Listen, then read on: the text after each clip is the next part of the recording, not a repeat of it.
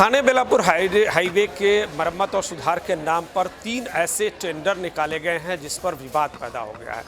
इसकी शिकायत की है नगर सेवक रामाशीष यादव ने। इस वक्त हमारे साथ स्वयं हैं। क्या मामला है जिसको लेकर आपने महानगर पालिका को शिकायत की और खुलासा किया? हमने इस नई बम्बई महानगर पालिका में जो थाने बेलापुर रोड है उसका 3 पार्ट में टेंडर हुआ है, जो कि एक पार्ट में होना चाहिए एज ए रूल, पीडब्ल्यूडी का एक रूल। तो उसमें हमने लेटर से पूछा तो उसने अभी हमको जो उत्तर दिया है वो उत्तर एकदम फॉल्ट है। अब हम उसको महासभा में प्रश्न पूछेंगे, फिर जो आएगा उसके अनुसार हम फिर से उसको पीएल दाखिल करेंगे। एक जो थंब रूल है कि भाई 10 किलोमीटर से अधिक के लिए जब भी मरम्मत या सुधार होता है तो एक ही टेंडर निकाला जाता है, लेकिन इसमें 3 अलग अलग पार्ट में और सेम अमाउंट का 3 कंपनियों को निकाला गया। ये अपने आप में धांधली का संकेत देता है कि एक ही काम के लिए 3 कंपनियों को क्यों काम दिया गया। इसके पीछे आपको क्या कारण है? अब इसके पीछे हमने उससे पूछा ऑफिसर से, अभी तक हमें उत्तर सही मिला नहीं है, क्योंकि उसको एक टेंडर होना चाहिए था।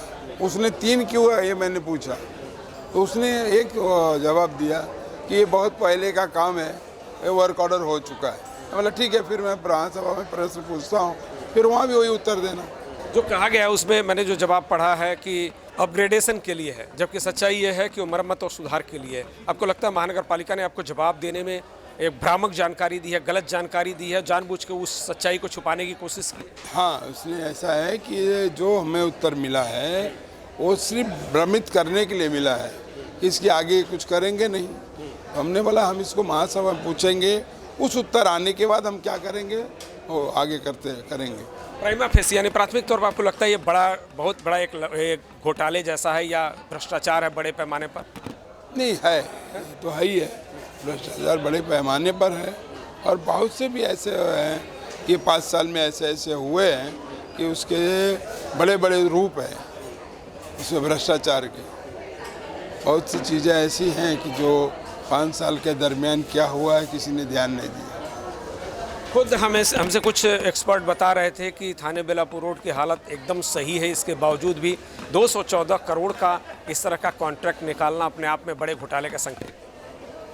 नहीं, वो तो ठीक है, अभी उन लोगों के इंजीनियरिंग डिपार्टमेंट ने जो निकाला ठीक है, लेकिन शंका का विषय कहाँ पैदा होता है कि जब उसको 3 टुकड़ा किया गया तो शंका का विषय बन गया, और शंका का विषय बनने के बाद अब उसको हमने वेरीफाई किया, क्योंकि हर दिन मैं उसी रोड से आता जाता हूँ, तो उसका मेंटेनेंस का किधर है ये सब मैंने पूछा है, लेकिन सारे उत्तर हमको गोल मटोल दिए गए।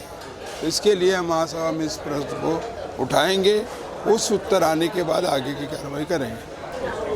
तो देखिए, जो सवाल हैं वो गंभीर हैं और अब ये मुद्दा जो है महासभा में गूंजने वाला है। महासभा में जो उत्तर आता है उसके बाद इसकी आगे की रणनीति तय होगी। लेकिन इतना तो जरूर है कि जिस तरह से एक ही कार्य के लिए 3 कंपनियों को अलग अलग टेंडर दिए गए और सेम कीमत के दिए गए हैं और टोटल 214 करोड़ का ये कॉन्ट्रैक्ट दिया गया, वो बड़ा सवाल पैदा करता है और ये नियमों के खिलाफ होने का भी संकेत देता है। सहयोगी रविचंद के साथ मैं सुधीर शर्मा, TV1 इंडिया।